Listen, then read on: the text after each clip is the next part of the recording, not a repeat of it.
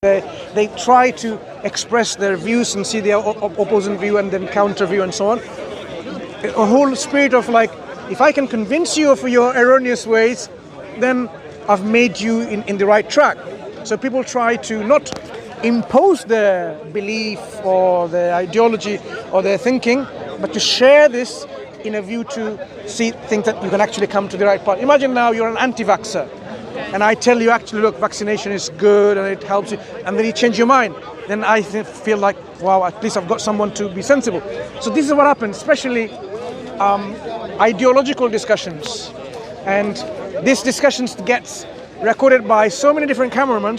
By the time you are having some discussions, you will see the old microphones on you if you are known to them.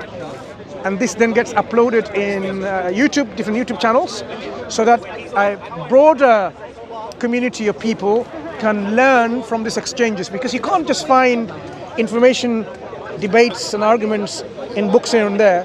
So this is a very fertile ground in which you can record. Fertile ground in which, like certain celebrities, they come here, like this gentleman here.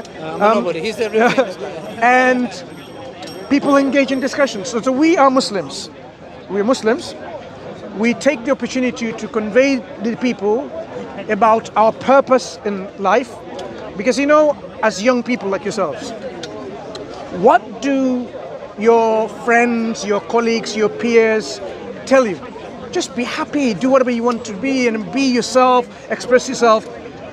They will not want to tell you about the elephant in the room, which is you and I are going to die one day. They will not want to talk about death at all. That don't, destroy your life by going to this rock and roll and taking this drugs and whatever might be, whatever makes you happy, right?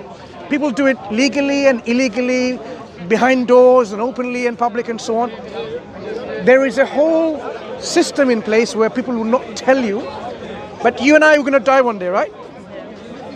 Do you know where we're going to go when we die? What's going to happen to us? No one is asking you to think. So what we would want people to say, look, you are not an animal. You are more than an animal. You are given a faculty of intellect where you can think critically, you can reason, you can differentiate between truth and falsehood, right and wrong.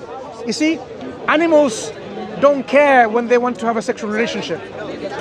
Human beings, we can't do that.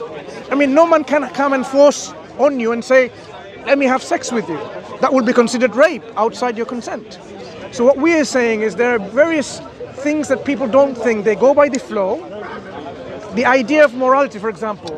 What is... Yeah, so this is... It's really nice. No, I'm going to wrap this up. I'm saying... What I'm saying is, this is what we talk about to reignite people's critical thinking. Don't just go with the flow. Think about your purpose of life. Think about the one who gave you life. Is the creator of this universe. And why you die, because you have a purpose to fulfill. Because at the end of the day, death is not the end of life. There is going to be another life God will bring us back to, where we will have to account for whether we believed truly or not and did good things, righteous things or not. So what the message of Islam is simply to acknowledge and worship this God that created us and follow the will of this God expressed through his final messenger, Prophet Muhammad ﷺ, and then we will be saved from the hellfire. Simple as that. Rather than simply going to rock and roll and discos and nightclubs and so on, because that's not going to help us in our journey in the next life, because there will be a journey.